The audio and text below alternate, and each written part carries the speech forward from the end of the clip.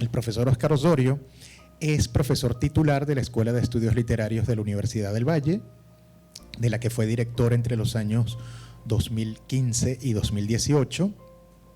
Es doctor en literaturas hispánicas y luso-brasileras de la Universidad de la Ciudad de Nueva York. Ha publicado los libros de poesía La balada del sicario y otros infaustos y Poliafonía. Los libros de crónica La mirada de los condenados, La masacre de Diners Club, en coautoría con James Valderrama, y Un largo invierno sin promesas. En el renglón de cuento ha publicado Hechicerías, Una porfía forzosa y La casa anegada. También ha publicado una novela, El cronista y el espejo, que mereció el premio Cáceres de novela corta en España. Y en crítica literaria, el renglón en el que se ha destacado en la vida académica colombiana, tiene los títulos Historia de una pájara sin alas, Violencia y marginalidad en la literatura hispanoamericana, El narcotráfico en la novela colombiana, El sicario en la novela colombiana, con el que ganó el premio de autores vallecaucanos Jorge Isaacs en 2015, y Las ruinas del paraíso. Ha publicado textos narrativos en diversos periódicos y revistas literarias y una veintena de artículos académicos en revistas de Colombia, Chile, Estados Unidos, Canadá, España y Dinamarca. Fue distinguido con la beca Colfuturo para estudios doctorales y con la beca Fulbright, investigador visitante colombiano, para escribir crónicas de inmigrantes colombianos en Estados Unidos. Buenas noches a todos y a todas. Les agradezco muchísimo que me estén acompañando en esta noche. Primero, pues agradecer a la Escuela de Estudios Literarios, a la Facultad de Humanidades de la Universidad del Valle por el año sabático que hizo posible este trabajo, y por supuesto a la Comisión Fulbright por otorgarme la beca que me permitió estar durante un tiempo en Estados Unidos haciendo trabajo de campo y escribiendo las primeras crónicas. Bueno, yo he dividido como en tres esta presentación. Primero haré una introducción para tratar de precisar con suma imprecisión qué es eso que estoy presentando ante ustedes como crónicas.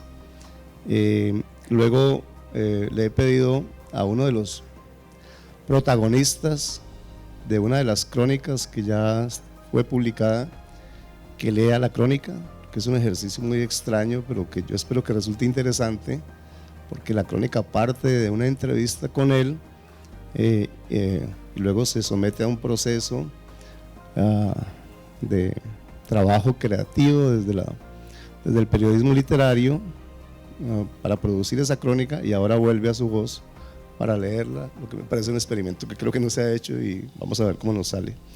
Y al final haré algunas reflexiones sobre esa crónica. Y luego pues abrimos a comentarios o preguntas. Bien, la crónica. La discusión sobre las definiciones en torno al tipo de actividad que producen los textos periodístico-literarios, que aquí recojo con el nombre de crónicas, sigue abierta. La sola elección de los términos periodismo y literatura ya ofrece dificultades. Sobre este aspecto nos dice Caparrós, cito: la cuestión parece inevitable, su respuesta siempre es un fracaso. Sims lo denominó acertadamente periodismo literario. Este nombre compuesto precisa su hibridez. Es periodismo porque se trata de una investigación periodística comprometida con la exactitud y la fidelidad con los hechos. Nos dice Sims, hay una ley de exactitud que según sus practicantes rige el periodismo literario. Es literario porque el tratamiento narrativo es el propio de la literatura.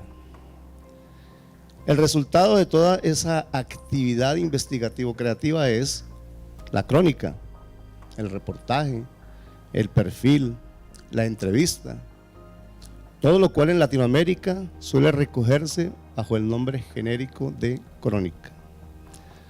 Nos dice Chillón, cito: el estilo de la crónica conjuga agilidad y eficacia periodísticas con elaboración literaria. Ahora bien, el terreno se torna más brumoso a la hora de precisar qué es la crónica. Por su hibridez y condición de género fronterizo, Villoro la define con una imagen poderosa. Cito: la crónica reclama un símbolo más complejo, el ornitorrinco de la prosa. Argumenta Villoro que la crónica tiene elementos de la novela, el reportaje, el cuento, la entrevista, el teatro moderno, el grecolatino, del ensayo, de la autobiografía. Jorge Carrión hace una síntesis perfecta de estas dificultades. Cito: no estamos ante un género, sino ante un debate. Otro tanto ocurre al tratar de diferenciar la crónica de otros géneros o subgéneros. Por ejemplo, el reportaje, el perfil, la entrevista, el ensayo, si hacemos alusión, por ejemplo, a las crónicas de Luis Tejada. Es posible, por supuesto, que algunas definiciones calcen con algunos ejemplos, pero la mayoría desbordan los estrechos marcos de esas definiciones. Se puede decir que en los extremos, las características asignadas a un género o a otro son más o menos constatables, pero hay una inmensa mayoría de textos que habitan en terrenos contaminados y no se dejan reducir a esas categorizaciones. Ante este panorama nos dice Bonanno que, cito: las formas de intervención sobre lo real en los cronistas del finales del siglo XX y comienzos del XXI se expresan en una pluralidad de registros y modulaciones complejas y diversas. En últimas, lo que esta dificultad señala no es otra cosa que la irrenunciable libertad y amplitud que ha adquirido el concepto y la práctica de la crónica en Latinoamérica. Y esta precisión geográfica me parece necesaria, pues esa, entre comillas, ambigüedad que aquí llamamos crónica, no se corresponde con el concepto de crónica en otras culturas y otros países. Parrats nos dice que, cito: la crónica periodística es uno de los géneros más difíciles de definir porque comparte facetas de otros géneros y su significado varía sustancialmente de un país a otro. Aunque este trabajo es eminentemente investigativo, creativo y no tiene un carácter académico, me parece necesario situar el conjunto de relatos que hoy presento como el resultado de mi actividad periodístico-literaria en algún lugar de este incierto terreno.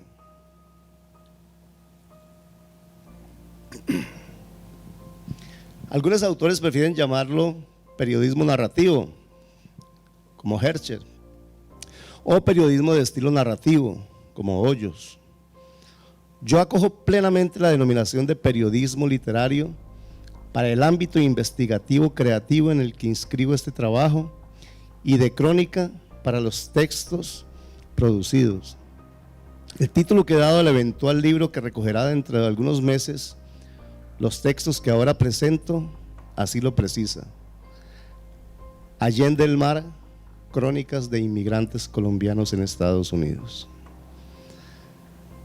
El periodismo literario es un tipo de actividad en la cual el periodista literario usa las herramientas del periodismo para hacer investigación en profundidad. Esta inmersión, así la llama Sims, además privilegia una mirada sobre los detalles que seguramente el periodista tradicional no le resultan relevantes. La información allegada en dicho proceso de investigación, que podríamos llamar, entre comillas, la verdad periodística obtenida, se transforma a través de procedimientos textuales propios de la literatura en relato literario. Esta puesta en relato no admite que se introduzca ningún hecho o personaje inventado. Esa es la línea roja del periodismo, del informativo y el literario. No se puede ficcionar. Y es también lo único que el periodista literario no toma de la literatura: la facultad de imaginar o inventar hechos y personajes. Lo demás, todo. Entonces, el tratamiento de los hechos, la manera como esto se hace en relato, se constituye en el centro de la actividad creativa del periodista literario. Hay en esta actividad una ambición estética, una intención de perdurabilidad y una búsqueda de mantener al lector en el texto que en nada se diferencia de las del escritor de ficción. A este respecto afirma Jaramillo Agudelo, cito: la crónica periodística es la prosa narrativa de más apasionante lectura y mejor escrita hoy en día en Latinoamérica. En relación con la extensión, se puede ser tan amplio como en la novela. Novela sin ficción la llamó Capote, novela reportaje la llama Hoyos, o tan compacto como un cuento. En el caso de estas crónicas, yo escogí la segunda modalidad, que algunos llaman también cuentos sin ficción. Aunque intentar definir el indefinible cuento para ayudarnos a definir la indefinible crónica se parece mucho a tomar el camino equivocado, intentaré dar un par de vueltas por ahí. Los cuentistas que hacen decálogos en serio y en broma y escriben textos o dan conferencias en las que intentan explicarnos qué es un cuento, casi siempre terminan como Cortázar frente a sus alumnos de Berkeley, balbuceando. Voy a citar 3 pasajes del libro Clases de Literatura que recoge precisamente sus clases de Berkeley. Balbuceando, cito: es muy difícil intentar una definición de cuento. El cuento es una cosa muy vaga, muy esfumada. No hemos definido el cuento, yo no soy capaz. Bueno, Cortázar no fue capaz. Quizás lo más sabio, creo que en realidad es lo único que se puede hacer con certeza, sea recurrir a la competencia del lector. Así lo hace Quiroga, ya no sé si en broma o en serio, en su retórica del cuento. Cito: constreñido a su enérgica brevedad, el cuento es y no puede ser otra cosa que lo que todos, cultos e ignorantes, entendemos por tal. Será lo mejor entonces cogerla suave, como dicen los muchachos, y sentenciar que la crónica es eso que entendemos como tal. Sin embargo, y aunque la definición me resulte imposible, salvo decir que son cuentos sin ficción, es decir, recurrir al cuento que no se puede definir, me parece que hay un camino que puedo invitarles a transitar sin mayores dificultades para darles una mejor idea de qué son las crónicas que hoy les presento. Pacheco, no estoy hablando de Fernando González Pacheco, sino de Carlos Pacheco, lo aclaro, define el cuento en relación con lo que denomina semas identificadores, que son 3: narratividad, brevedad y ficcionalidad. La crónica comparte los 2 primeros, narratividad y brevedad, en el caso de las crónicas que como estas no tienen ambición de novela. No comparte el tercero. De hecho, la ficcionalidad constituye precisamente la diferencia fundamental entre la crónica y el cuento, y más ampliamente entre el periodismo literario y la literatura. Puedo señalar entonces que estas crónicas de inmigrantes colombianos en Estados Unidos son relatos construidos con las técnicas del cuento, pero que se atienen a los hechos allegados en mi investigación, a esa verdad periodística. Ese es el pacto que hago con los lectores, que no he inventado nada, que no me he valido de la ficción en estos relatos. Hercher lo dice de esta manera, cito: en muchos casos no tenemos la posibilidad de comprobar al detalle si todo lo que nos cuentan es cierto, pero debemos garantizarle al lector que es cierto que esa persona contó esa historia en ese lugar y en ese momento. Es cierto que escuchamos ese relato. Eso es lo que Caparrós llama el pacto de lectura, principio ético, definitivo e inviolable del periodismo literario, y ese es el pacto que hago con los lectores en este trabajo. En relación con el concepto de brevedad, tampoco es fácil ser precisos. Quizás sí breves. Poe señala en su artículo sobre Hat Troll que la extensión del cuento debe ajustarse a una lectura que dure entre media hora y 2 horas, pues, argumenta Poe, cito, durante la hora de lectura el alma del lector está sometido a la voluntad de aquel. La brevedad y la unidad de efecto, efecto único y singular sobre el lector, constituyen el concepto de intensidad que para Poe define el arte del cuento y de la poesía. Ahora bien, esta brevedad se consigue, sigo aquí a Pacheco, por recursos de condensación, una historia limitada en cuanto al número de sus elementos, personajes, líneas de acción, estrategias narrativas, sistema simbólico, entorno espaciotemporal y recursos de intensificación, tales como la intriga, que se puede definir como la construcción gradual de una experiencia a través de la dosificación de la información. Es lo que Chekhov le aconsejaba a Sterglov en su carta del 22 de enero de 1888. Cito, no debes dar al lector ninguna oportunidad de recuperarse, tienes que mantenerlo siempre en suspenso. En los cuentos es mejor no decir suficiente que decir demasiado, porque no sé por qué. Como ven, los escritores siempre patinan con este tema. Cortázar, en los alrededores del cuento, añade el concepto de tensión, que estaba inmerso en el concepto de intensidad de Poe.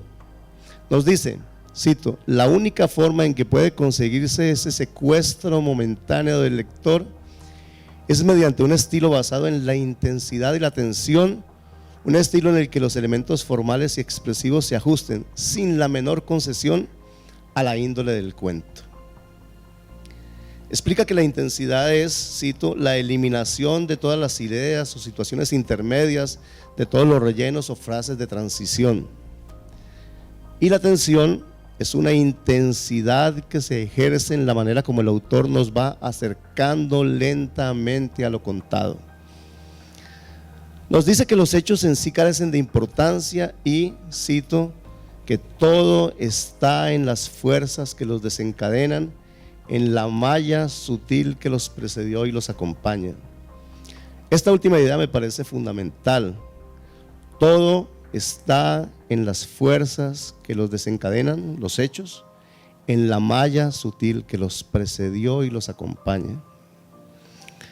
La brevedad define la poética del cuento y determina la puesta en relato de los acontecimientos, en función de la intensidad, la tensión, la intriga, la precisión. El propósito final parece ser siempre que el lector quede preso de ese artificio verbal desde la primera hasta la última palabra. En palabras de García Márquez, cito, a tener al lector agarrado por el cuello desde la primera hasta la última línea. ¿No es entonces la brevedad un concepto definido por la extensión? Sin embargo, en general, el cuento se desarrolla sobre un terreno más o menos acotado, que se manifiesta en un número de páginas no muy abultado, o lo que es lo mismo, en un tiempo de lectura no muy amplio.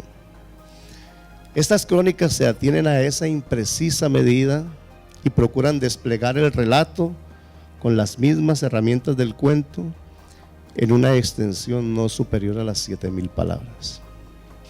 Ahora quiero invitarlos a que escuchemos la lectura de la crónica Las Reliquias de la Muerte, en un experimento que espero, como les decía ahora, que salga bien, que va a leer el protagonista de la crónica. O sea que es un ejercicio de ida y vuelta, del trabajo con él surge esa voz en primera persona hibridada que voy a explicar luego, y ahora vuelve esa voz de él a leer la crónica que resultó de ese trabajo de campo. Las Reliquias de la Muerte. Algunos de mis tatuajes son símbolos muy poderosos, otros son puro gusto por la imagen. El primero fue un acto de rebeldía a mis 16 años. Soy fanático de Harry Potter y me hice las Reliquias de la Muerte, un símbolo fundamental en la saga de Rowling. Es un triángulo equilátero con un círculo interior y una línea recta que lo atraviesa desde la base hasta el vértice opuesto. El triángulo representa la capa de invisibilidad, el círculo la piedra de la resurrección y la línea la varita de Sauco, que da el poder de ganar todos los duelos. Fueron creados por la muerte, y quien los tenga se convertirá en el amo de la muerte. Se trata de 3 habilidades superiores: hacerse invisible, resucitar y vencer. Me lo hice en el costado izquierdo para que no se pudiera ver. Tenía el acuerdo con mi papá de que podría tatuarme después de que adquiriera la mayoría de edad, pero no lo cumplí. No se lo mostré porque no quería sus regaños. Después lo olvidé. Él me lo vio el día que me operaron. Habían pasado años y ya tenía otros tatuajes. Cuando mamá lo vio, me dijo: yo quiero. ¿Por qué no me dijo? No lo hubiéramos hecho los dos juntos. Así es ella. El segundo fue este elefante en el antebrazo izquierdo. El animal favorito de mi mamá. Fui con mis 2 hermanas y nos tatuamos. Fue bonito. El tercero fue el símbolo del yin y el yang. Es de origen taoísta y representa la dualidad del todo, la existencia de fuerzas encontradas y complementarias, la oscuridad y la luz, la pasividad y el movimiento, lo femenino y lo masculino. Lo hice en homenaje a mi papá, que también lo tiene.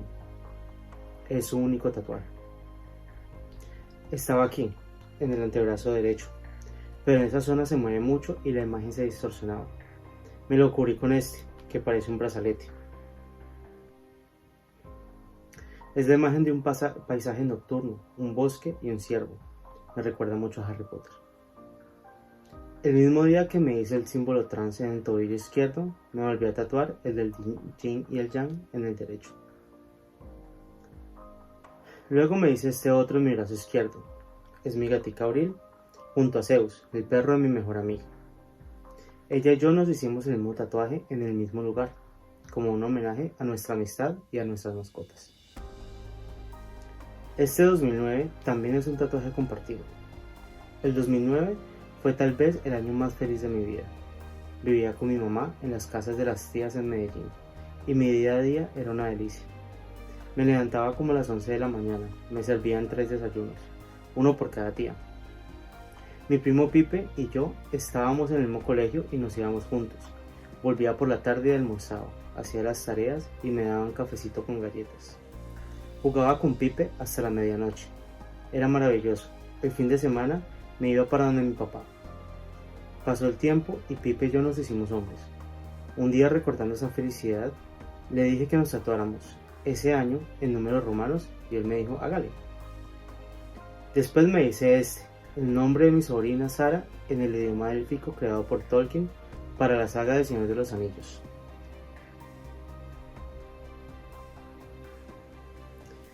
En mayo volví a Colombia y me hice los tatuajes grandes. En la pantorrilla izquierda, es un círculo que contiene la aurora boreal, por mi abuelita Aurora, y el árbol por mi abuelita Teresa.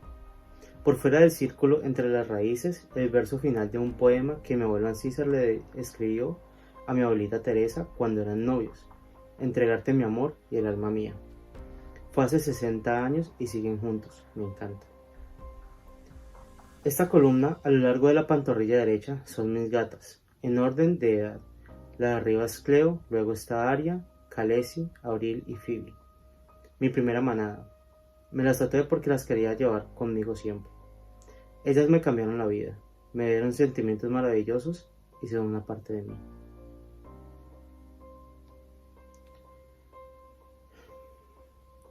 Siempre hubo animales en la casa: conejos, hámsters, pájaros, perros y gatos.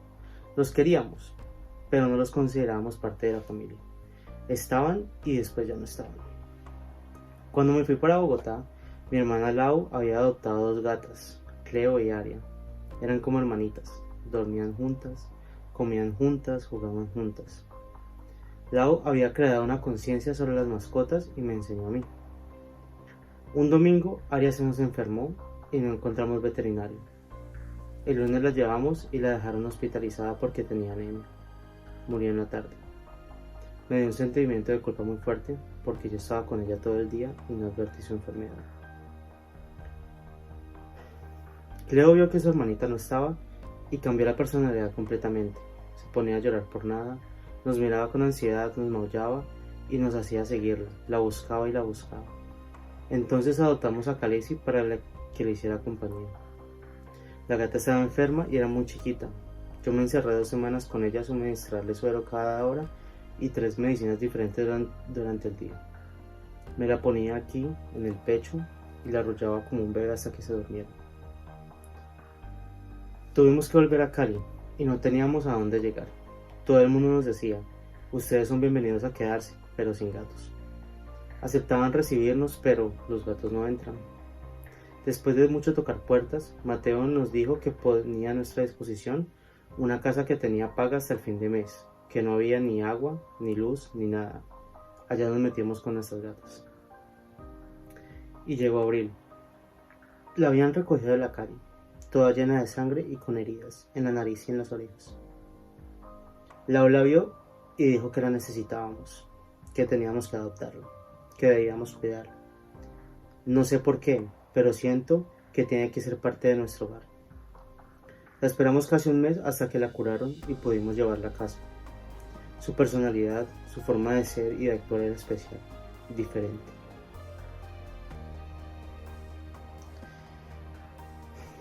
Tanto así que le preguntamos al veterinario si tenía algún problema de aprendizaje y él nos dijo que el golpe que le habían dado en la cabeza podía haberle causado una falta de oxígeno en el cerebro.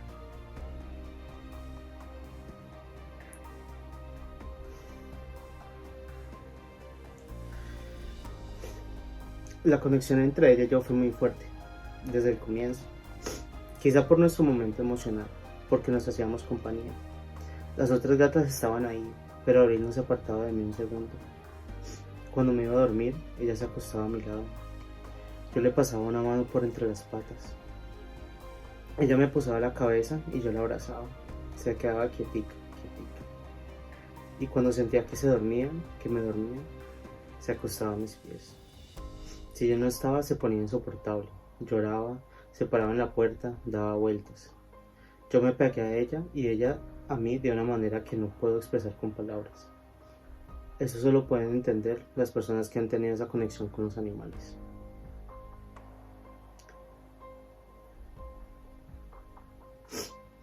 Me vine a vivir a Estados Unidos con la idea de traerme a mis gatas apenas tuviera la oportunidad. No la encontré. Hace 3 meses, Lau me llamó y me dijo que Abril estaba mal, que tenía hígado graso. Era un diagnóstico muy malo. Los gatos son fuertes por fuera y frágiles por dentro. Después Phoebe, que es la más chiquita, se enfermó de lo mismo. Murió en una semana. Abril empezó a mejorar y a mejorar.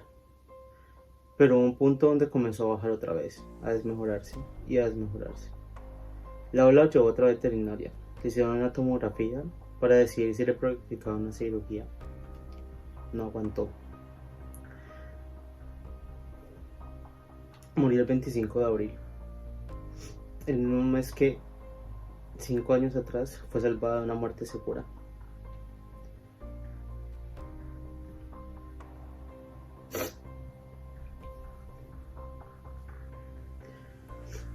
Al día siguiente de recibir la noticia de que Abril estaba enferma, yo amanecí enfermo, con dolor en el cuerpo y dificultad para respirar. Parecía una gripa, pero no era. Durante las 3 semanas que duró enferma, yo también estuve enfermo. Tuve que ir a citas prioritarias para que me diagnosticaran y no encontraron nada. Me hicieron exámenes y salían bien. Las pruebas de COVID fueron negativas. Me dieron antibióticos pensando que era una bacteria. Nada sirvió. El día en que ella murió, me alivié. Se me quitaron todos los males físicos, de la nada, como si nunca hubiera estado enfermo. Era una conexión muy fuerte. Yo la amaba, la amo.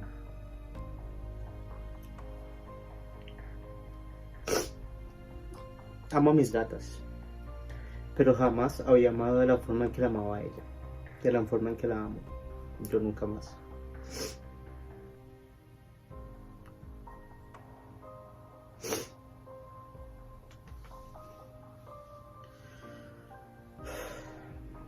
Mi infancia fue perfecta hasta los 5 años.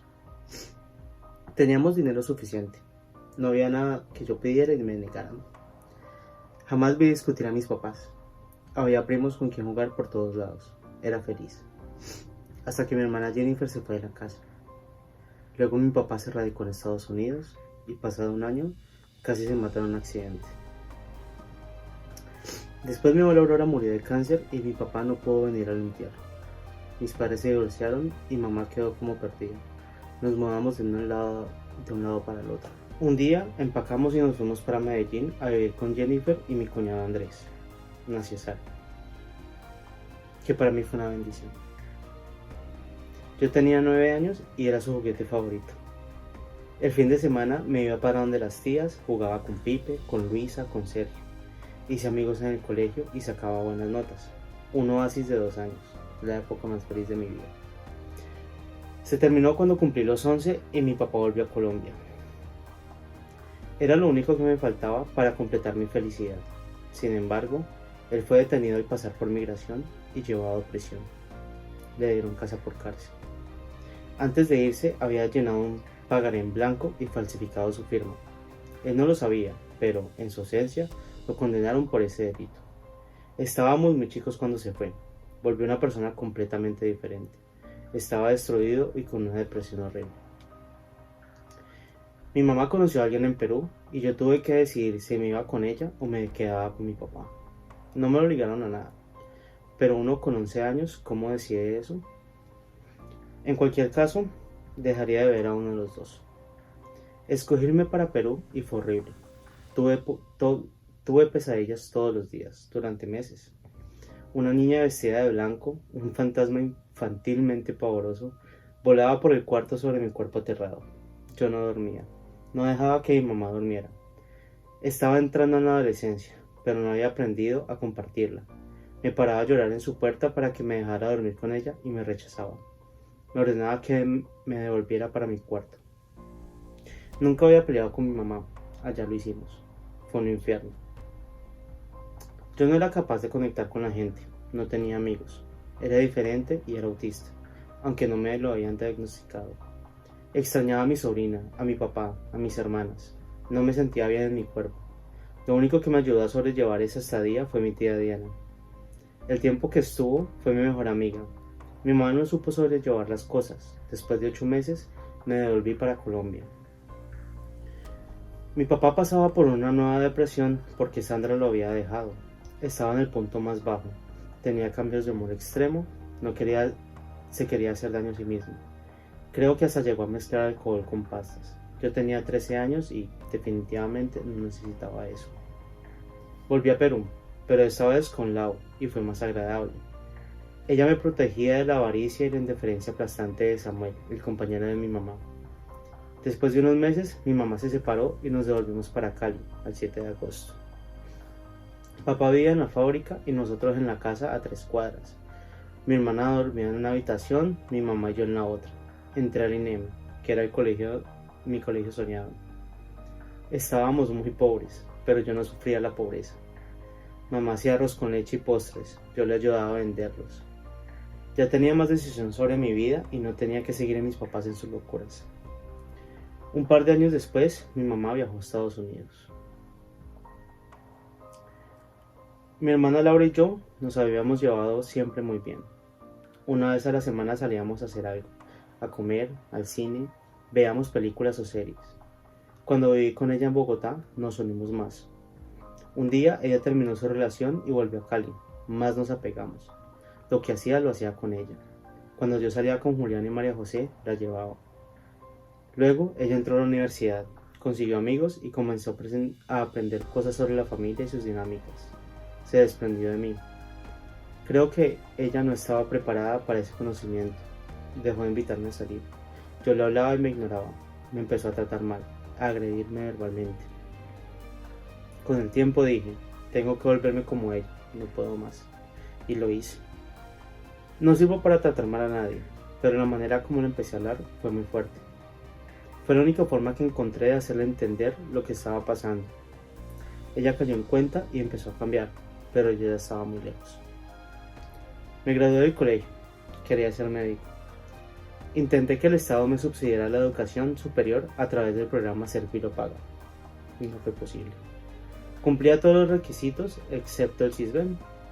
Aunque vivía en una casa que se caía a pedazos en el 7 de agosto, un barrio de pobres, no califiqué porque era muy rico. Papá tenía una empresa, una fábrica de arepas de la que él era su único empleado y yo su ayudante sin paga. Intenté entrar en la Universidad del Valle, pero no me alcanzó el promedio. Es muy competitivo, abren 100 puestos para 2000 participantes. Mi ICFES fue el segundo mejor en el INEM, entre aproximadamente 700 estudiantes, y mis notas eran excelentes.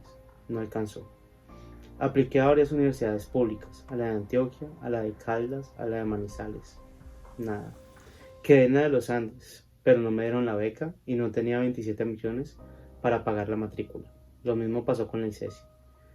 El ICETEX no me prestó porque mis papás estaban reportados en Datacrédito. Me cerraron todas las puertas. Me fui para Argentina a intentarlo en un país más generoso que el mío. Ya llevaba unos meses allá cuando mi mamá me llamó y me dijo que se iba a casar y que me podría pedir. Necesito que se devuelva para Colombia porque no los puedo sostener en 2 países distintos y pagar los gastos de la residencia. Yo le prometo que me lo traigo lo más rápido posible, me dijo. Estaba completamente solo y lejos de mi familia. Me sentía miserable. Tuve que tomar la decisión de quedarme y seguir luchando por estudiar medicina o devolverme, admitiendo el fracaso y esperar la opción del viaje con la esperanza de cumplir mi sueño acá. Decidí dar un salto de fe en mi mamá. Mientras tanto, entré a fisioterapia en la Universidad del Valle. Me fue terriblemente mal. No entendía nada y me sentía tonto. Las notas eran un desastre. Eso nunca me había pasado. Estaba bloqueado. A los 2 meses llegué a un punto en el que no pude más. Cancelé semestre.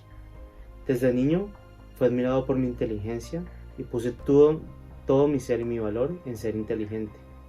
Salirme de la carrera fue admitir que no servía para nada. Mi autoestima desapareció y me encerré. Me aislé del mundo. Me hundí en la depresión. Si la ONU me llevaba comida, no comía. Me pasaba todo el día mirando el techo, abrazando a mi gatica Auril. Me insultaba. Llegué a un punto bajísimo. Todo estaba mal. Mi mamá, mi papá, Jennifer, que era mi refugio, Andrés y mi sobrina vivían acá, en Estados Unidos. Mis amigos más cercanos desaparecieron. Mateo, que era como mi roca, se fue para España. Natalia, que me había logrado sacar de ese cuarto, viajó para Australia. Juliana se alejó. Todos mis círculos cercanos se desvanecieron. No tenía nada. Perdí todo el sentido. Llegué a un punto en ese 2018 en el que empecé a tener ideas suicidas. Yo pensaba que, honestamente, a nadie le importaba si me iba. ¿A quién le hago falta si todas mis relaciones me dejaron tirado en la nada? ¿Yo para qué estoy en el mundo? Eso me preguntaba. Pensar en mi familia, en el daño que les causaría mi suicidio, me permitió seguir viviendo. Me enfoqué en el propósito de estudiar medicina. Dije, si sigo así, jamás me voy a convertir en médico. O sea, ¿cómo iba a estudiar una de las carreras más demandantes si no me podía ni siquiera parar de la cama? Si no podía cumplir con mis responsabilidades, que son mínimas, pagar los servicios, ir a mercar, tender la cama, bañarme.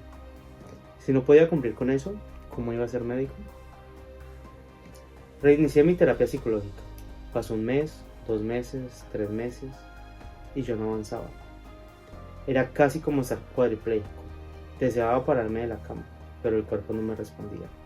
Me frustraba muchísimo. La psicóloga me mandó donde el psiquiatra. Y en la primera cita, él me dijo, usted tiene depresión, jamás te va a servir la terapia sola. Me recetó fluoxetina. La tomé y tuve la energía básica para levantarme, bañarme y alimentarme. La terapia psicológica empezó desde la mano con la psiquiátrica. Fue un proceso lento.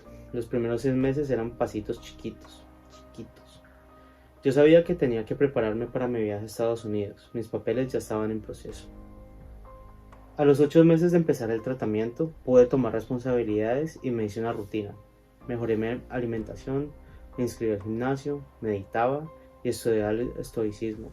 Comencé a aprender lenguaje de señas y esperaba. Esperé desde el febrero del 2016 que llegué a Argentina hasta agosto del 2019 que me salieron los papeles, más de 3 años. El 27 de agosto del 2019 llegué a Miami. Al día siguiente me fui para New Jersey. 3 días después, mi mamá y yo tomamos un avión a Indiana y nos radicamos acá. Aunque tengo muchas cosas que pulir y me frustra mucho no estar seguro de mi ortografía y de mi gramática, de mi léxico, el idioma no fue un problema porque lo había aprendido en Colombia. En junio del 2011, mi prima Juliana regresó de Estados Unidos. Le dije, parce, yo sé que en algún momento de mi vida voy a necesitar el inglés y la tengo usted aquí, enséñeme. No me volvió a hablar en español, yo no entendía nada de lo que decía. Ella lo repetía y lo repetía. Se sentaba conmigo y me ponía una canción en inglés con letra en un idioma y después en el otro. La parábamos y la devolvíamos, una y otra vez. Tuvo una paciencia impresionante. Puse el celular en inglés y empecé a leer textos cortos, a escuchar más música. Agarraba cositas. A los 17 ya era bilingüe. Sin embargo, el comienzo de mi residencia en Estados Unidos fue un choque completo.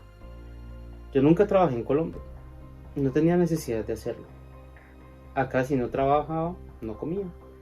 No podría pagar la renta y responder por mis obligaciones. Eso fue durísimo. Empecé en Amazon, recogiendo mercancía con un carrito. Eran 10 horas parado y no me podía mover del carro. No me podía sentar, no había nadie con quien hablar, no podía poner música, lo detestaba. Lloraba antes de entrar.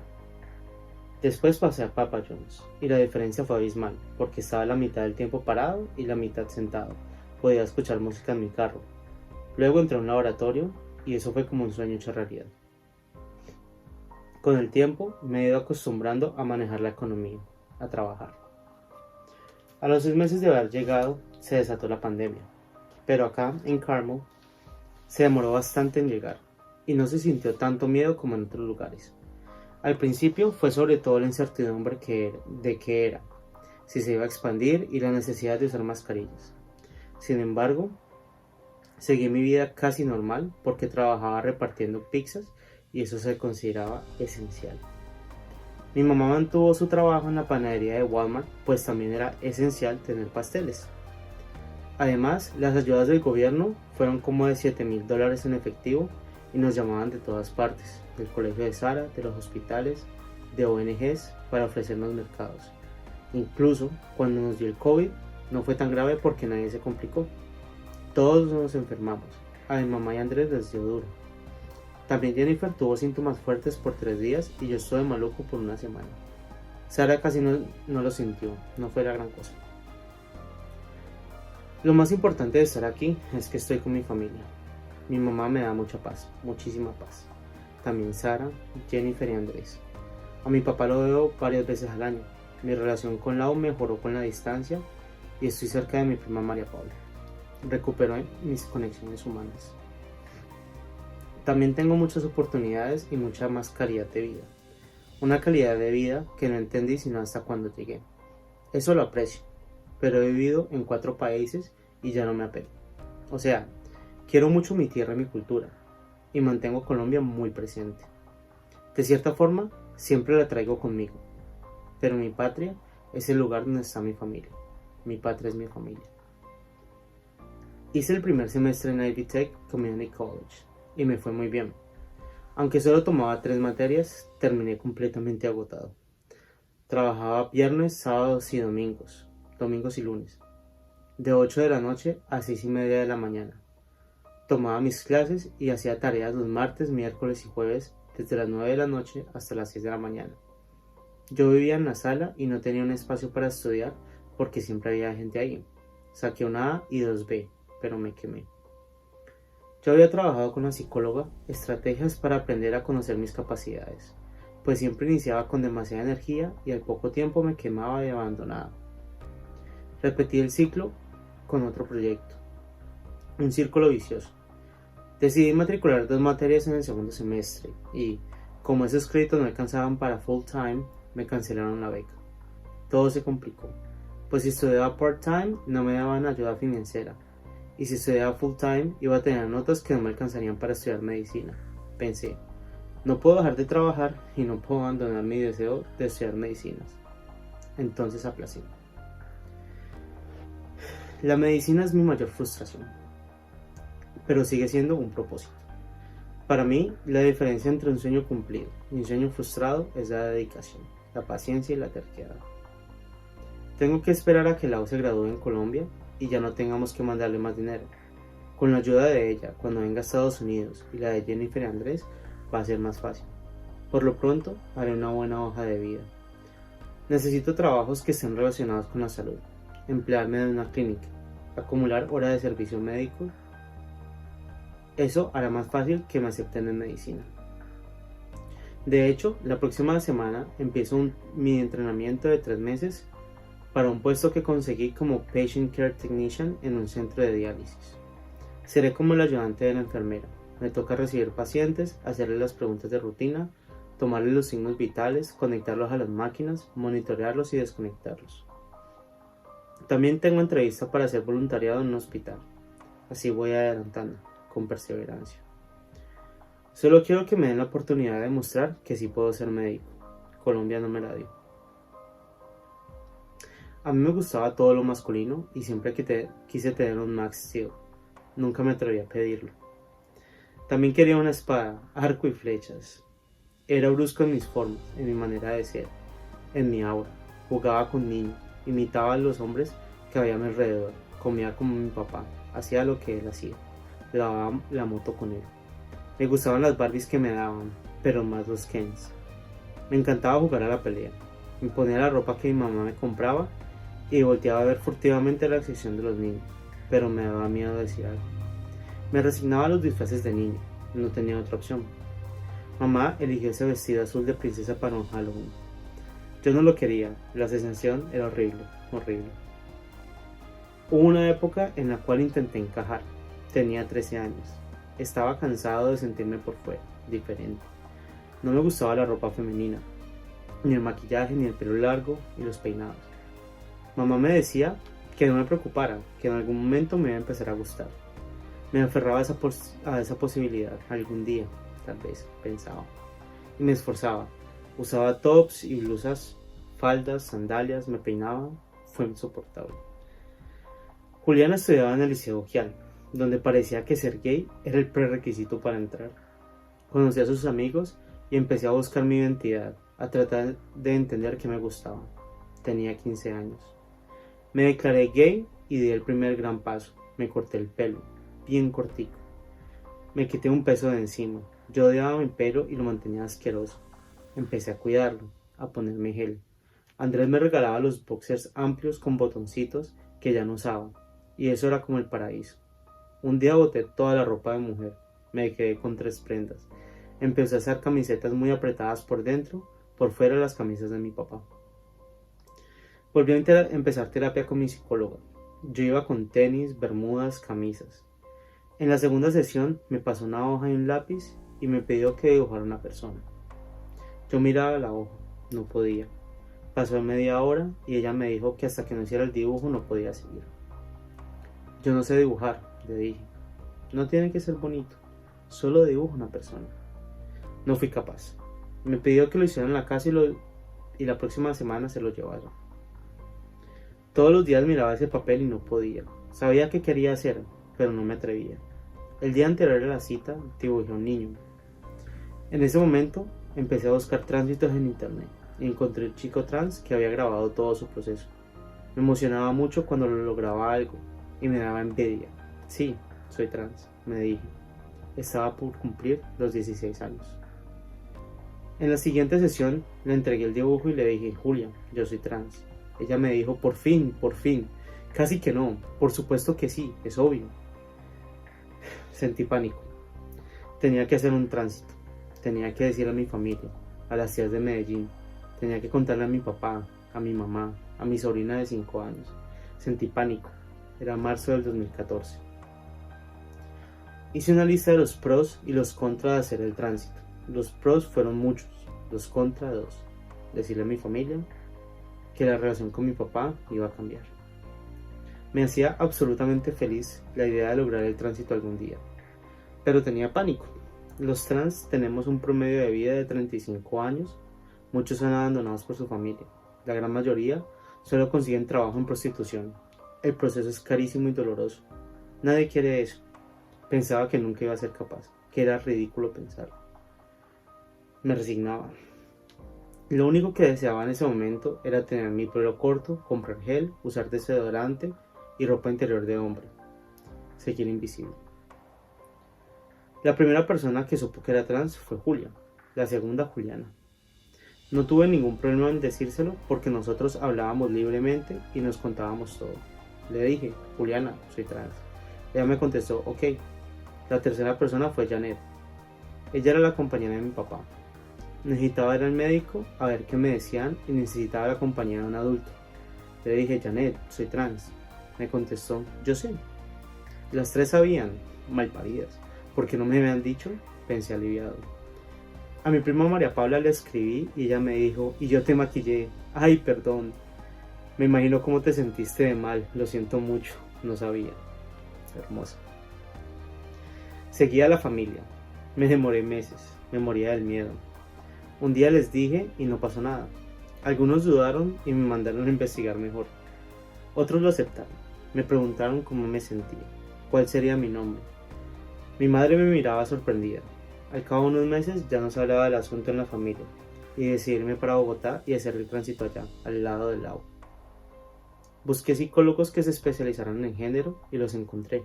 Una pareja de lesbianas, psicólogas clínicas, que ahora son una mujer lesbiana y un hombre trans, y siguen casados después de 21 años. La primera cita fue el 21 de enero del 2015, fue con mi mamá. La segunda, el 4 de febrero. Ese día cumplía 17 años y mi prima Ángela vino a la casa. Partimos una torta. Mi mamá viajó para Estados Unidos y yo me fui para mi cita. Le conté a la psicóloga que toda mi familia sabía y que yo estaba totalmente seguro. Ella me evaluó y me dijo que mi proceso estaba súper adelantado, que la mayoría de la gente llegaba enclosetada. Me preguntó si me quería hormonar. Por supuesto, cómo no, lo necesito, le contesté. Ella me remitió a la clínica de género en Bogotá y a Colombia Diversa para hacer el trámite de los papeles, el cambio de nombre y de género.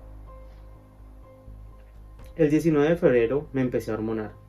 El 28 tuve mi último periodo. Al mes me bajó la voz y nunca me volvió a subir. Detestaba mi voz femenina porque me delataba. En la calle fingía ser mudo. Salir del closet da miedo, pero en Colombia da más miedo. Allá uno es más receloso de a quien le dice. A muchos de mis amigos los han lastimado. Yo tenía pánico. Sobre todo en lo que yo llamo la época del limbo, cuando estaba empezando, que tenía una identidad más ambigua, más andrógina. Me daba miedo salir solo, me daba miedo. Una vez me subí a un taxi y había una mujer trans prostituyéndose en la calle. El taxista empezó a decir unas cosas horribles. Yo era trans y en ese momento me dio pánico.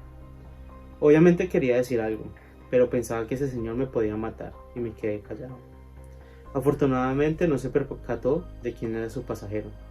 No me pudo ver. Me pasaron muchas cosas así. Cuando volví de Bogotá, yo había hecho mi tránsito, pero mi familia no me había acompañado y claro, me devolvieron. Eso fue horrible. Nadie me rechazó, pero con frecuencia me decían Sofía y usaban pronombres femeninos. Se demoraron en acostumbrarse a mi nuevo nombre, a los pronombres masculinos. Eso me molestaba mucho.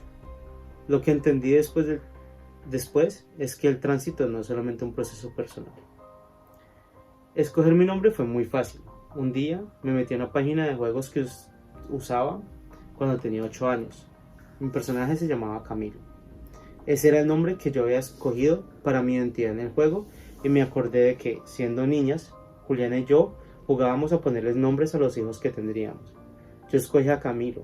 Le decía que me fascinaba porque rimaba con Milo y a mí me encantaba el Milo.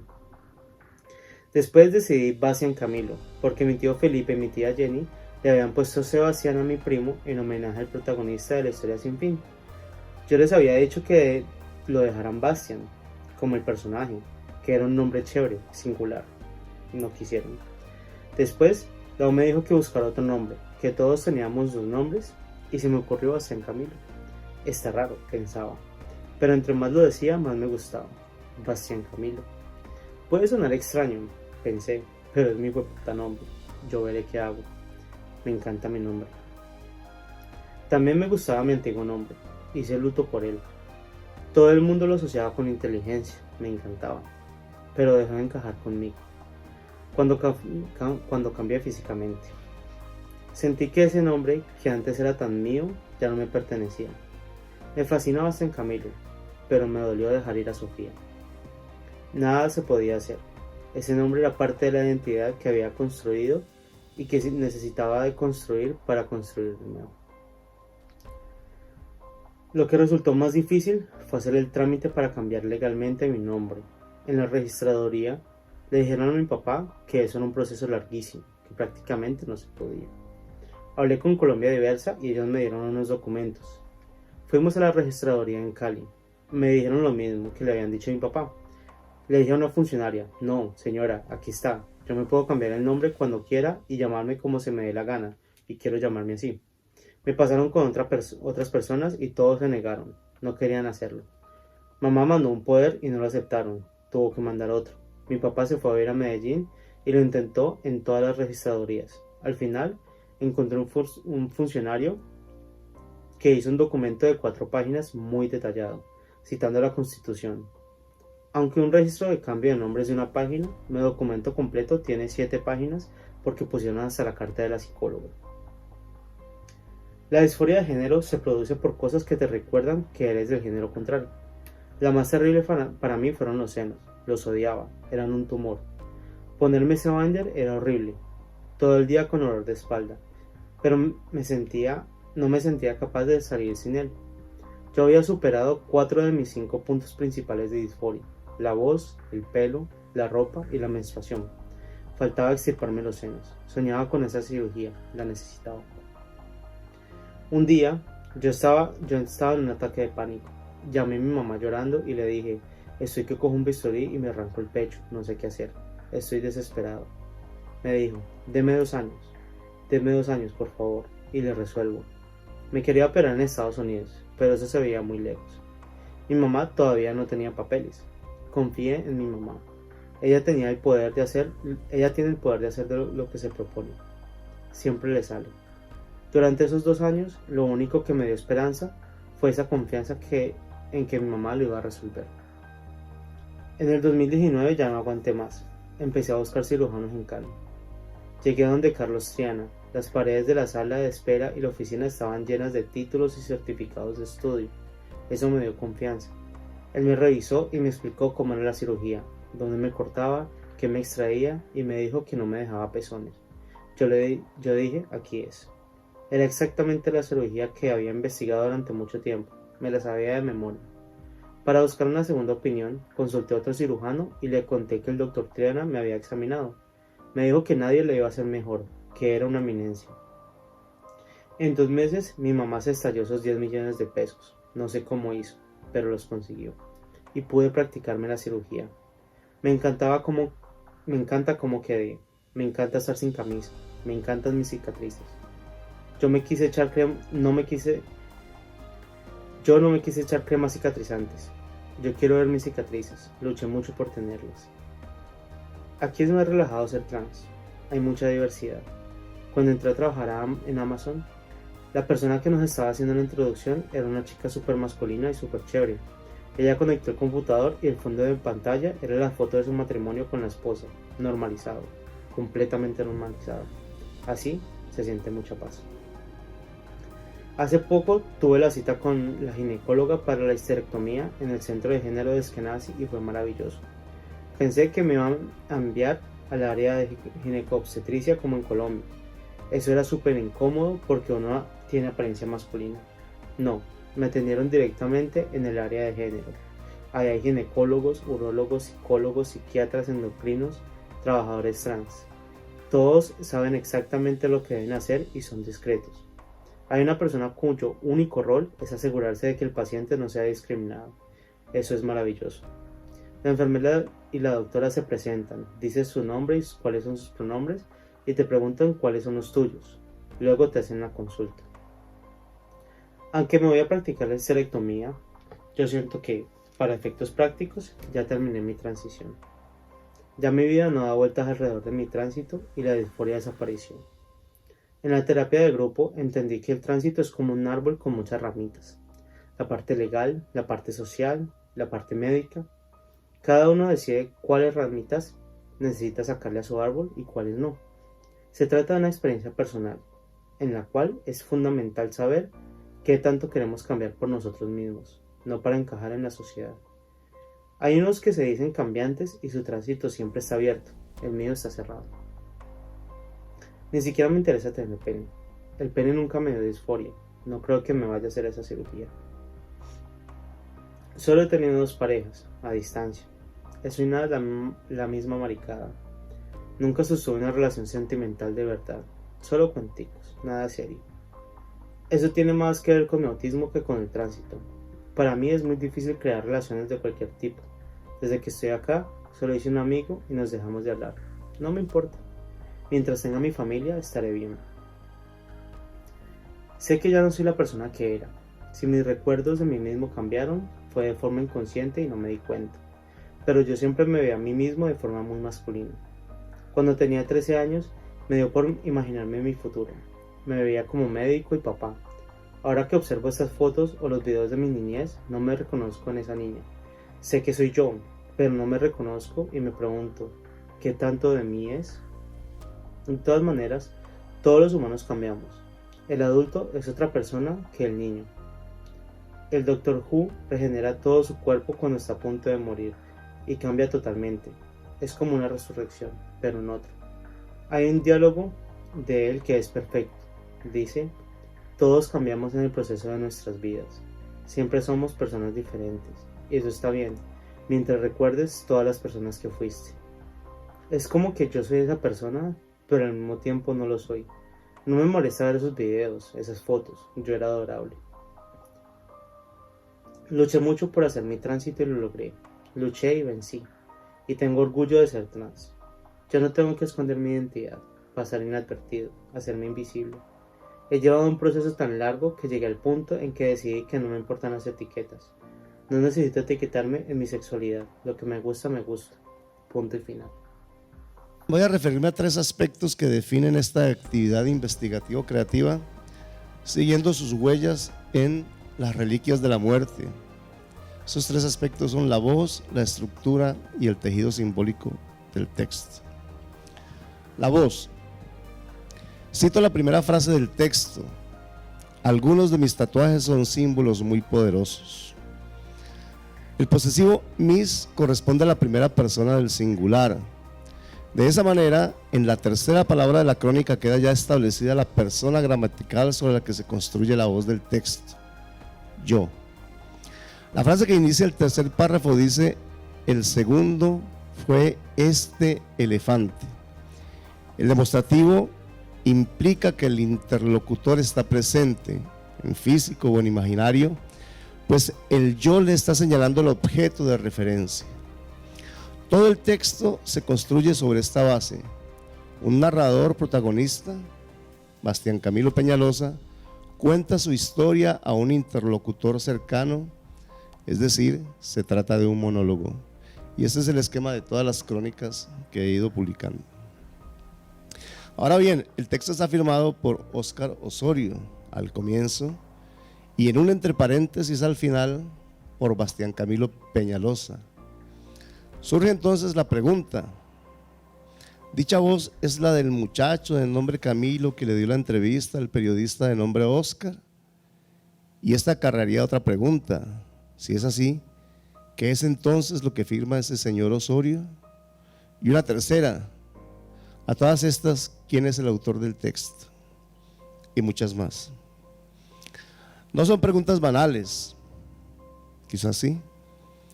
En 1955, el diario El Espectador publicó una crónica en entrega sobre la experiencia del náufrago Luis Alejandro Velasco, narrada por el narrador protagonista Velasco y firmada por el autor Velasco. 15 años después, Gabriel García Márquez publicó esa crónica en formato de libro con el título Relato de un náufrago y la firmó como autor. 2 autores. Años después, Velasco entabló una demanda por los derechos de autor de la obra para cobrar el dinero de las muchas ediciones que se estaban haciendo de ese libro. Espero que Camilo no me demande a mí. El juez sentenció que el autor era Gabriel García Márquez. Herschel trata de explicarlo así, cito: como lectores de García Márquez sabemos que muchas de las felicidades verbales son propias del escritor, pero es y no es él. El narrador es un invento conjunto que no escribe como lo haría Velasco, pero el libro tampoco se lee como una novela producto de la imaginación del novelista. La voz en el relato de un náufrago es una construcción narrativa que surge como un híbrido entre la voz del protagonista y la del autor. Eso ocurre con todas las voces en primera persona del protagonista en crónicas escritas por autores que cuentan la experiencia de otras personas. Procedimiento textual extremadamente difícil y que no es común en el ámbito del periodismo literario, pero que cuando se hace bien logra efectos extraordinarios en el lector. García Márquez explicó en el prólogo de la primera edición del libro que, cito, el relato del personaje era tan minucioso y apasionante que mi único problema literario sería conseguir que el lector lo creyera. No fue solo por eso, sino también porque nos pareció justo que acordamos escribirlo en primera persona y firmado por él. Independiente de las razones de Gabo, lo cierto es que ese es uno de los potentes efectos de la primera persona del protagonista. Le confiere al relato esa credibilidad, la preocupación expresada por Gabo. Otro efecto igualmente poderoso es que produce una especial aura de intimidad. El yo del protagonista le da al lector una sensación de cercanía a los acontecimientos y una empatía con el personaje que son fundamentales en su experiencia de lectura. Por supuesto que esa cercanía se profundiza cuando se usa la estrategia del demostrativo, que ya señalé, porque el lector se asimila casi sin mediaciones al narratario que supone el narrador. Este elefante le deja al lector la sensación de estar ahí, viendo el elefante en el brazo izquierdo del personaje. En síntesis, la voz del narrador protagonista en Las Reliquias de la Muerte no es la voz de la persona Camilo ni la voz de Osorio. Es la voz de un narrador en primera persona que es el resultado de una hibridación entre la voz del protagonista, la firma del final, y la del cronista, la firma del comienzo. En otras palabras, se trata del relato de un narrador en primera persona creado por el cronista Óscar Osorio con base en la voz de la persona Camilo, tratando de conservar ciertos giros lingüísticos, cierta manera de enunciar el mundo, cierta construcción fraseológica, incluso algunas frases originales, es decir, tratando de mantener la esencia del habla del personaje, pero transformándola, otorgándole un tono, una textura, una organización fraseológica, un ritmo que la conviertan en voz literaria. En esa tensión entre el habla de la persona y el habla literaria se origina ese artificio que es la primera persona del protagonista. Ese es uno de los procedimientos textuales del ámbito literario de los que se vale el periodista literario. La estructura. Otro asunto fundamental es la estructura. La crónica se organiza en 9 secuencias marcadas por un doble espacio entre una y otra. Resumiré en 1 o 4 palabras su contenido. Secuencia 1, tatuajes. 2, gatos. 3, la expulsión del paraíso, todo el itinerario del niño al que se le va disolviendo la familia. 4, el descenso al infierno, que lo lleva casi a pensar en el suicidio. 5, la vida en USA. 6, se revela una segunda historia, la del tránsito, y se cuenta ese proceso. 7, el tránsito, con una escena muy potente que es la de la cirugía de los senos, de la mastectomía. 8, tránsito en USA, proceso cerrado. Y 9, autorreconocimiento del proceso y cierre. La función del texto de estas secuencias es más o menos evidente. 1 y 2 son la presentación del personaje. La 3 y la 4, el desarrollo del conflicto. La 5, el desenlace. La 6 y la 7 se revela la segunda historia y se desarrolla el conflicto. En la 8 se desenlaza, es el desenlace de la segunda historia, y en la 9 es el cierre. 3 secuencias, la 1, la 2 y la 9, sirven como introducción y cierre de las 2 historias. La del muchacho al que se enfrenta a una serie de adversidades producidas por las indeseadas aventuras de su familia y por su deseo frustrado de ser médico, y la del muchacho que enfrenta un proceso terriblemente difícil de transición de género. El conflicto y el desenlace de la primera historia se desarrolla en 3 secuencias, la 4, la 5 y la 6. El conflicto y el desenlace de la segunda historia se desarrolla en 3 secuencias, la 6, la 7 y la 8. Es decir, solo hasta la secuencia 6 se revela que Camilo es un hombre trans. Este no es un artificio que tiene el propósito de producir un efecto de sorpresa en el lector. Te cogí desprevenido, Bueno, quizás sí. Pero lo que realmente es fundamental de este procedimiento narrativo es hacer que el lector vaya por el relato como Camilo fue por el mundo hasta los 17 años, sin revelar su verdadera identidad. El transgénero Camilo es invisible para el lector, como lo fue el transgénero Camilo para la sociedad que lo veía en una identidad que no le acomodaba, la de Sofía, y a todos nos parecía la cosa más natural del mundo. Camilo aceptó su identidad transgénero cuando tenía 16 años, ahora tiene 25. Fue un trans invisible durante 2/3 partes de su vida. El lector se entera de la identidad transgénero del narrador protagonista en la página 10, 15, es decir, en la 3ª parte del relato. Durante las 2 primeras 3/3 partes de la crónica, el transgénero fue invisible para el lector. Cuando se revela la segunda historia y se resemantiza todo el texto. Desde aquí, el lector acompaña al narrador protagonista en su proceso de transición con una profunda comprensión y empatía. Esta identidad entre la experiencia de vida de Camilo y la experiencia de lectura del lector define la puesta en relato de esta historia. Es una estrategia narrativa que pertenece, por supuesto, al ámbito literario. La primera tesis de Piglia es la siguiente: un cuento siempre cuenta 2 historias. Es evidente que las 8 secuencias, de la 2 a la 9, son un desarrollo de la primera, que todo el cuento es el desarrollo de la historia contenida en los tatuajes, que todas las líneas narrativas van a ese centro. Recuerdo de nuevo a Cortázar frente a sus alumnos de Berkeley. Cito: alguna vez he comparado el cuento con la noción de la esfera, la forma geométrica más perfecta, en el sentido de que está totalmente cerrada en sí misma y cada uno de los infinitos puntos de su superficie son equidistantes del invisible punto central. Esa maravilla de perfección que es la esfera como figura geométrica es una imagen que me viene también cuando pienso en un cuento que me parece perfectamente logrado. Está ahí Cortázar, en clases de literatura.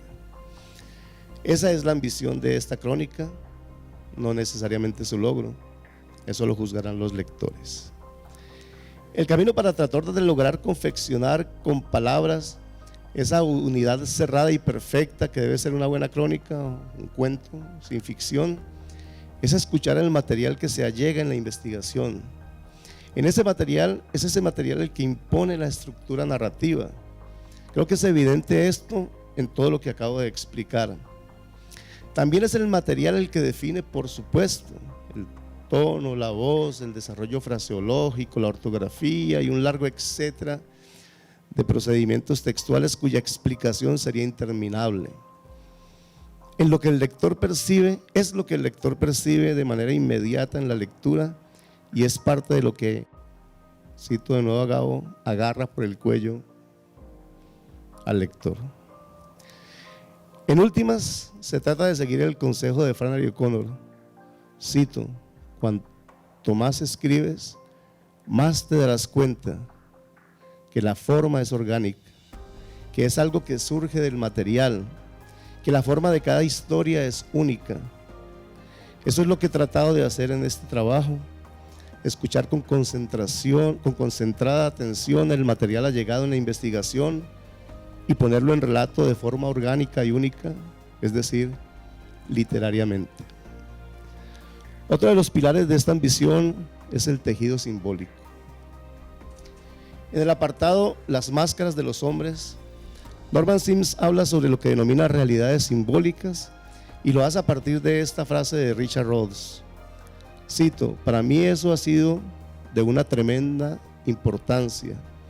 La revelación de los asuntos trascendentales del universo, el sentido de que detrás de la información hay estructuras profundas, ha sido central en todo lo que he escrito. Hasta ahí Sims, citando a Rhodes.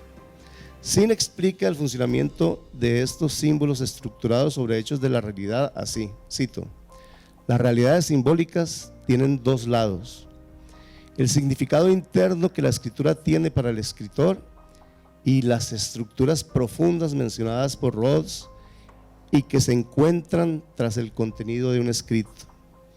Ese contenido simbólico es esencial para el periodismo literario porque le entrega la posibilidad de universalizar el significado de la historia de un personaje concreto. Voy a examinar ese significado a través del tejido simbólico que se construye con los tatuajes que se mencionan en la primera secuencia.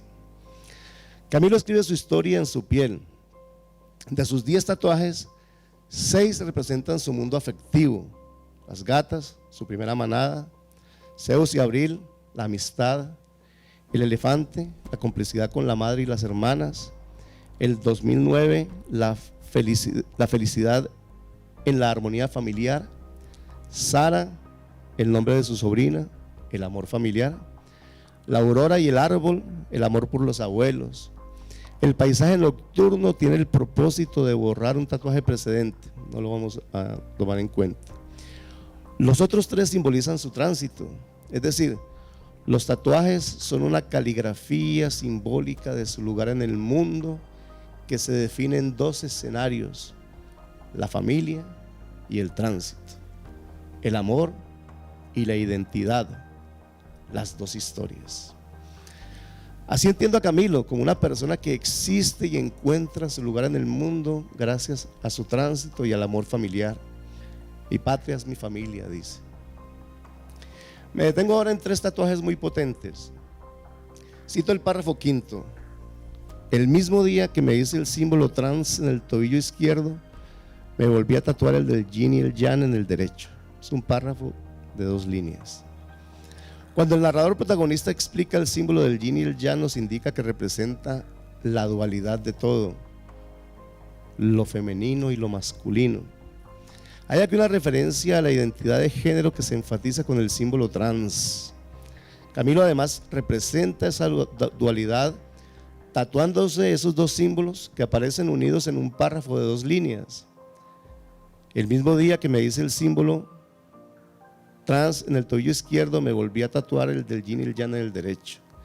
La identidad del personaje queda perfectamente definida en esos 2 tatuajes y en su disposición en el cuerpo del narrador protagonista. La dualidad de todo, izquierdo, derecho, femenino, masculino, ella, él, el tránsito. Sin embargo, el primer símbolo me parece especialmente poderoso porque su comprensión revela al personaje, a la persona de Camilo, de una manera muy especial. Las reliquias de la muerte, como se explica en el primer párrafo de la crónica, otorgan a su poseedor 3 habilidades superiores: hacerse invisible, resucitar y vencer. Camilo se lo tatúa a los 16 años, sin tener conciencia de que estaba escribiendo en su piel su itinerario vital. Este tatuaje es un mapa minucioso de su trasegar por el mundo. La mayor parte de su vida tuvo que pasar inadvertido, hacerse invisible. Se puso la capa de la invisibilidad, el triángulo. Me da miedo, nos dice. Una vez que se reconoce trans, a ese miedo era que lo vieran. Inicia su tránsito: ponerse ropa de hombre, cortarse y engominarse el pelo, hormonarse, cambiarse el nombre, legalizar su nuevo nombre, hacerse la mastectomía.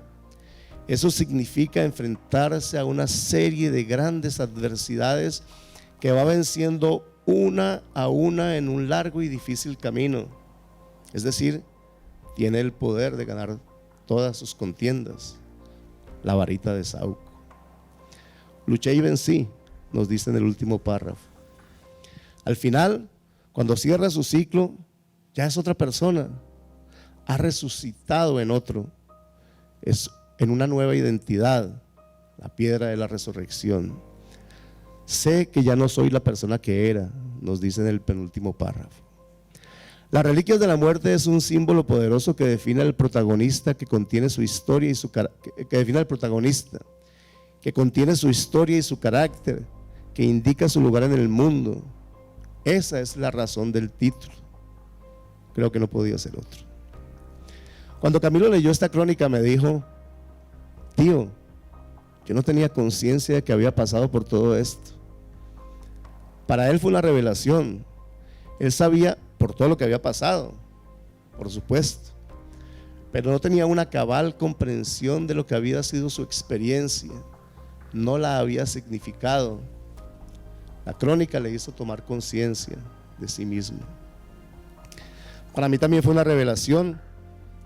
Esa crónica me hizo ver a un muchacho que había visto sin ver toda mi vida, mi sobrino, un sobrino muy cercano y muy querido por mí, pero a quien no había visto esencialmente.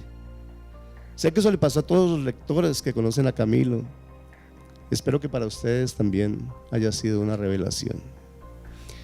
Ese es el poder de la crónica, lo que la hace un género extraordinario, un híbrido maravilloso capaz de indagar como la mejor literatura la profunda complejidad de lo humano, supeditándose a experiencias concretas de seres reales que se convierten en personajes literarios universales. En fin, podría seguir hablando de esta crónica por horas, pero como bien lo precisó Anderson Invert en su teoría y técnica del cuento, cito: lo que importa es la creación del artista, no la teoría del crítico. Dejo aquí, cierro como en la crónica, punto y final. Muchas gracias.